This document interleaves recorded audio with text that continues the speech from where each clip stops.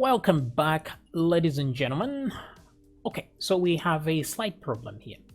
So let's notice what's going on here so we can fix it. Some troubleshooting, yeah? So let's notice this Yoshimi right here, first name. So let me double click here, and then I have that, right? But if I click elsewhere, what has happened here is that there's something undefined in there, and then things have moved a step. So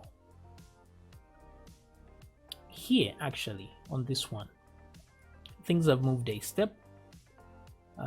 This was supposed to be here, this was supposed to be there. So I think what's going on here is that when we say active cell is equal to null, what we are saying is remove the active cell. So we did remove the active cell. So this is not helping us at all. So what I will do is just remove that, remove this if statement completely, because it seems we are going in the wrong direction here. All right, so what exactly is going on here?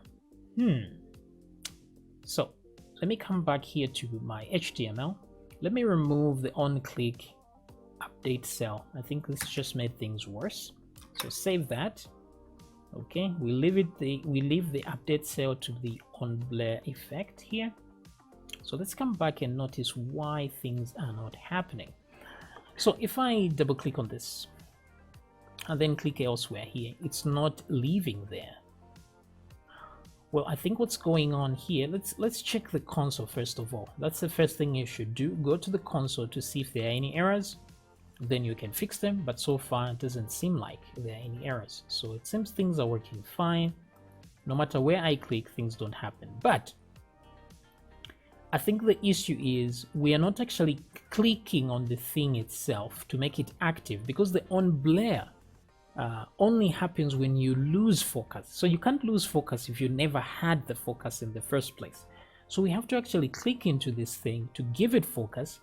And then once we click away from it, then it has lost its focus, so things actually work. So let's try that again. So I think we are onto something here. So what we need to do is, let's go to our main JavaScript here. So once we activate the editing here, right at the bottom here, once we insert the input, let's make it active, shall we? So I'm just going to say input.focus. That's all. Like that, input.focus. That way we can start editing in there. So let's see that in action. Double click. Okay, so we are able to edit there. Very nice, very nice. Okay, very cool.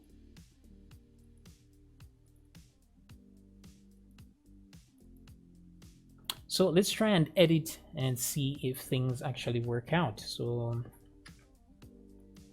okay. Very nice.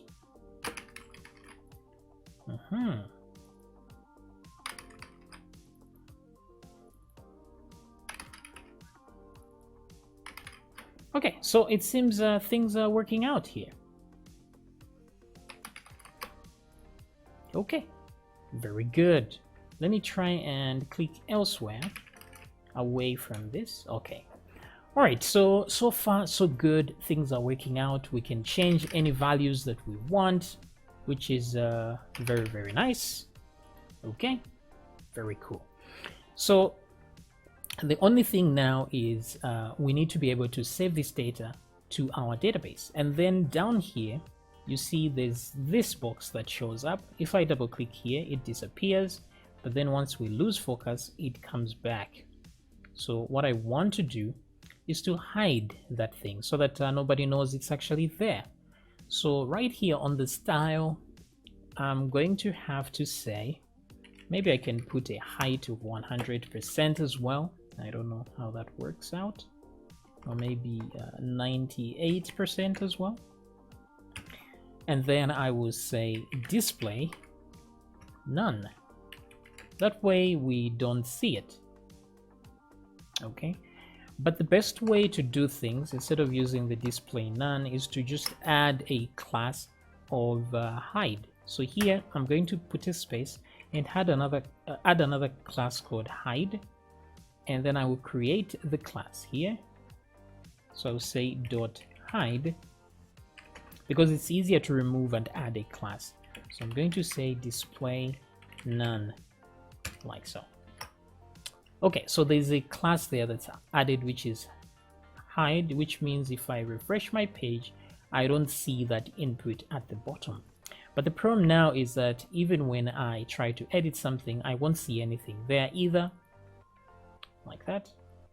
So, which becomes a little bit of a problem. So instead, let's go to our main JS. So once we get to edit here, we want to input.focus. Before we focus it, what I want to do is go to the class list and say dot remove the hide. So let's see if that actually works. Refresh. Okay, so it's working. Okay, things are working, but then it's back down here. So we just have to do the opposite here. Copy that right at the bottom here. Once we empty it, all I want to do is say e.target.classList.add the hide. So we hide it again. So refresh, double click, leave that, and it's hidden again. Okay, so things are looking good. Double click, bam. Okay, edit, save. Now, what we want to do is add some keyboard events, and we're going to do that in the next video. So that when, let's say, you're editing and you press enter, that should tell it to actually update the thing. Okay, all right, so I'll see you in the next video.